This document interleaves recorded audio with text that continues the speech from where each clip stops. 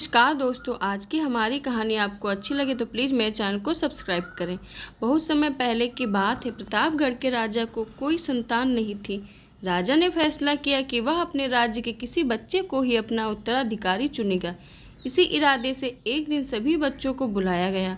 राजा ने घोषणा की कि वह वहाँ मौजूद बच्चों में से किसी को अपना उत्तराधिकारी चुनेगा। उसके बाद उसने सभी बच्चों के बीच एक छोटी सी थैली बंटवा दी और बोला, प्यारे बच्चों, आप सभी को जो थैली दी गई है उसमें अलग अलग पौधों के बीज हैं। हर बच्चे को सिर्फ एक ही बीज दिया जाएगा। आपको इसे अपने घर ले जाकर एक गमले में लगाना है। 6 महीने बाद हम फिर यहाँ इकट्ठा होंगे और उस समय मैं फैसला करूँगा कि मेरे बाद प्रतापगढ़ का अगला शासक कौन होगा। उन्हीं लड़कों में ध्रुव नाम का भी एक लड़का था। बाकी बच्चों की तरह वह भी बीज लेकर खुशी खुशी अपने घर वापस पहुंच गया। माँ की मदद से उसने एक गमला चुना और उसमें अच्छे से उसकी देखभाल करता रहा। दिन बीतने लगे, पर हफ्ते 2 हफ्ते बाद भी ध्रुव के गमले में पौधे का कोई भी नामो निशान नहीं था। वहीं अब आसपास के कुछ बच्चों के गमलों में उपज दिखने लगी थी। ध्रुव ने सोचा कि हो सकता है उसका बीज कुछ अलग हो और कुछ दिनों बाद उसमें से कुछ निकले, और ऐसा सोचकर वह पूरी लगन से गमले की देखभाल करता रहा। पर 3 महीने बीत जाने पर भी उसका गमला खाली था। वहीं दूसरी ओर बाकी बच्चों के गमलों में अच्छे खासे पौधे उग गए थे। कुछ में तो फूल भी दिखाई देने लगे थे। ध्रुव का खाली गमला देख सभी उसका मजाक बनाते और उस पर हंसते। यहाँ तक कि कुछ बड़े बुजुर्ग भी उसे बेकार में मेहनत करने से मना करते, पर बावजूद इसके ध्रुव ने हार नहीं मानी और लगातार गमले की देखभाल करता रहा। देखते देखते 6 महीने भी बीत गए और राजा के सामने अपना गमला ले जाने का दिन भी आ गया। ध्रुव चिंतित था क्योंकि अभी भी उसे गमले में कुछ नहीं निकला था।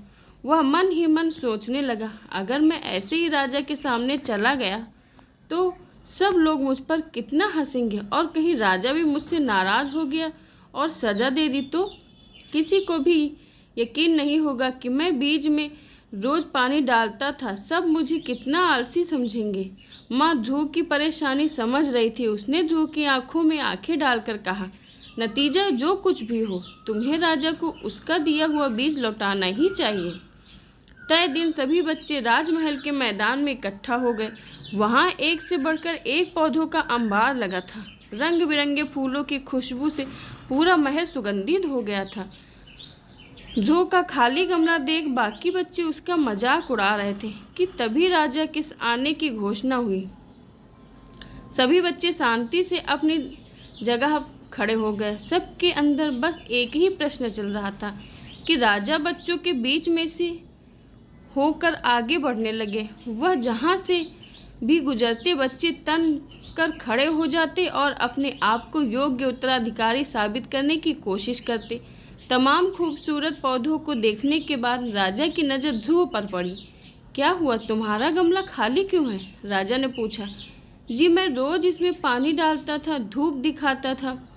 6 महीने तक मैंने इसकी पूरी देखभाल की, पर फिर भी इसमें से कोई पौधा नहीं निकला, ध्रुव हिचकिचाहट के साथ बोला। राजा बाकी गमलों को देखने के लिए आगे बढ़ गया और जब सभी गमले देखने के बाद उसने बच्चों को संबोधित किया, आप लोगों ने खुद को साबित करने के लिए कड़ी मेहनत की।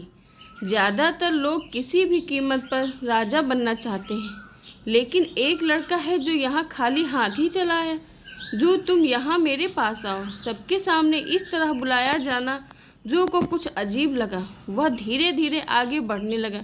जैसे ही राजा ने उसका गमला उठाकर बाकी बच्चों को दिखाया, सभी हंसने लगे।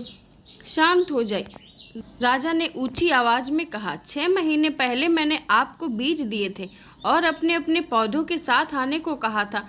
मैंने आपको जो बीज दिए थे वो बंजर थे। आप चाहे कितनी भी देखभाल करते, उसमें से कुछ भी नहीं निकलता। लेकिन अफसोस है कि आप सबके बीच में बस एक ध्रुव ही है जो खाली हाथ यहाँ उपस्थित हुआ है।